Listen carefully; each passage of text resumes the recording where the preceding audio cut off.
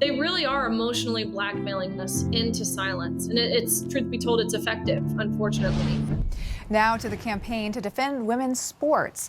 The star swimmer Riley Gaines is launching a new center at the Leadership Institute to fight the harm to women's sports that comes from trans men participating alongside women. She's been outspoken on this issue since she had to swim against University of Pennsylvania swimmer Leah Thomas, who is a biological male. I spoke to Riley earlier. Riley, great to see you. How are you? I am doing so great. Thank you so much for having me on. Okay, so I want to get to your center in a minute because it's amazing. But first, I just want to ask you, because you've been so outspoken about biological men in women's sports since you swam against Leah Thomas. But I haven't seen other pro female athletes or retired athletes stand up like you. Why aren't other female athletes outspoken about this issue? These women are terrified. They're scared of losing sponsorships. They're scared of losing endorsements. They're scared of losing their scholarship. And to be fair, rightfully so. These universities, and I know because I came from one, they really are emotionally blackmailing us into silence. And it's, truth be told, it's effective, unfortunately. But that's how we got to the point we're at, is because we've been silent for too long. And at this point, silence is complicity.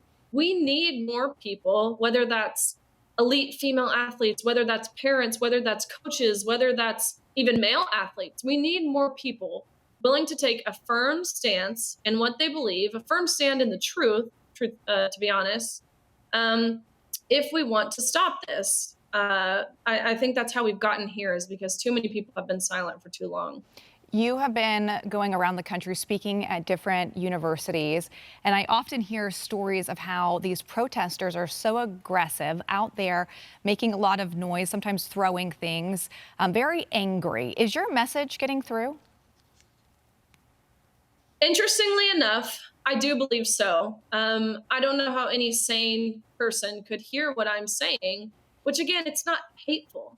My message is not anti-trans. It's not anti-anything. It's pro-fairness. It's pro-woman. It's pro-truth. And so I think the sane people really coming into this with an open mind and listening to what I'm saying agree with what I'm saying. But of course, you have those pockets of people in different places around the country who aren't willing to come with open minds. And that's where we see the protesters. That's where we see the vitriol, the hatefulness, the soullessness, really. But my message is resonating. And it's, again, not just to conservatives. It's resonating far beyond that, because I'm hopeful that we have still people in this country who possess the common sense to know that men and women are different. I know that little girls around the country are looking up to you, and you have just started the Riley Gaines Center at the Leadership Institute. Tell us about what you're trying to accomplish with this center. I am so excited because, honestly, the Riley Gaines Center is something that I wish I had when I began to speak up, and when I felt the humiliation of sharing a locker room with a male, and the optics of giving our trophies to a male because pictures were being taken. I wish I had somewhere to go where I knew there was support, where I knew there was guidance and this mentorship, to know I'm not alone, and to really help train me to feel confident and empowered enough to speak out. And that's what the center is going to do. We're going to be training leaders, training and inspiring leaders, whether that's on a college campus or community leaders or national leaders, school board leaders, whatever that looks like. Training them, giving them talking points, effective communication skills. And so I'm really, really, really excited. We'll also be funding more conservative speakers on college campuses because, again, I just came from a college and I know how the freedom of speech is under threat, which is what a big piece of what the center will help to defend. And so I'm really excited. I couldn't be more grateful for the Leadership Institute, who has really helped me with the infrastructure and the execution of this center. Something I think is interesting when I've heard you talk is that men need to get involved in this issue as well and speak up. Is that something that your center will also help with? Absolutely. I have been pretty strong on the fact that we need strong men.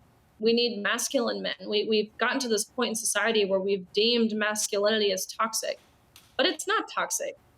We need strong men. We need men to fulfill their biblical role, which is to protect and provide. And that seems to be dwindling. And so the center will help restore that as well. Again, all ages, all ages, all levels, whether that's college age men, grown men, parents. As I mentioned, we need more dads to be willing to take a stand and defend their daughters and teach their sons masculinity. Riley Gaines, congratulations on your new center, and thank you for fighting for truth in this country and speaking up and using your voice. It's great to see you this evening. Prayer and perseverance, a powerful combination. Kirk Cameron has begun his national tour, visiting public libraries and reading from his book, Pride Comes Before the Fall. He was set to appear at the Huntsville, Alabama Public Library, along with former NCAA swimming ace Riley Gaines, in an event called See You at the Library. But the local library system decided to cancel the event, citing security concerns.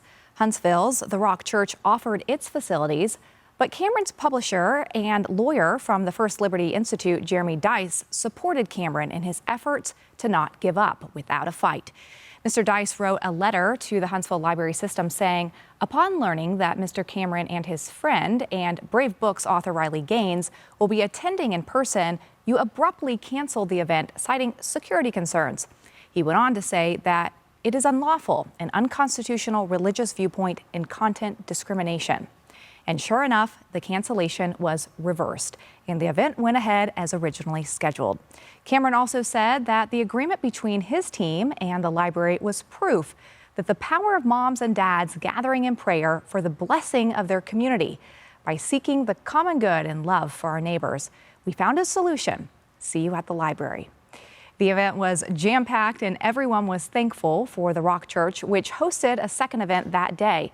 Hundreds more people were there singing songs and reciting the Pledge of Allegiance before Cameron read from his book and Gaines spoke. Prayer and perseverance, yes, a powerful combination.